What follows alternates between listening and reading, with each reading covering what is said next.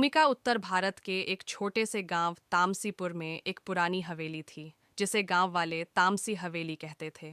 कहते हैं वहां हर अमावस की रात को एक औरत की चीख सुनाई देती थी और सुबह वहां कोई न कोई जानवर मरा हुआ पाया जाता था, आंखें बाहर, शरीर सूखा हुआ, जैसे कुछ ने उसकी आत्मा चूस ली हो।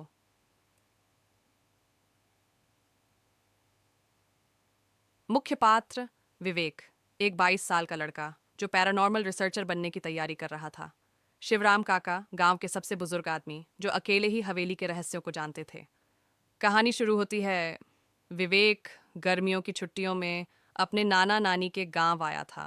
उसे रहस्यमयी चीजों में दिलचस्पी थी। जब उसने तामसी हवेली का नाम सुना तो जैसे उसके भीतर आग लग गई। मैं वहां जाऊंगा, विवेक ने कहा। शिवराम काका कांपते हुए बोले, बेटा वो जगह इंसानों के लिए नहीं। वहां जो बसता है वो कभी इंसान नहीं था। लेकिन विवेक नहीं माना। उसने अपने कैमरे, टॉर्च और एक पुराना भगवद गीता का लघु पॉकेट संस्करण लेकर रात 12 बजे हवेली का रुख किया। रात, हवेली के भीतर हवेली अंदर से सड़ चुकी थी। लकड़ी की सीढ़ियां कराह रही थीं। दीवारों पर अजीब लाल निशान थे। जैसे ही विवेक ने पहला कदम अंदर रखा, दरवाजा अपने आप बंद हो गया। घड़ी में रात के 12 बजे 3 मिनट थे। चारों तरफ सन्नाटा, लेकिन उस सन्नाटे में कुछ था, जैसे कोई सांस ले रहा हो। तुम्हारे ठीक पीछे। विवेक ने कैमरा ऑन किया। कैमरे की स्क्रीन में उसने देखा एक औरत की परछाई दीवार पर थी, लेकिन जब उसने पलट कर देखा वहां कोई नहीं था। चीख और रक्त, अचानक एक भयानक चीख गूंजी और दीवार से खून की एक धार बह निकली।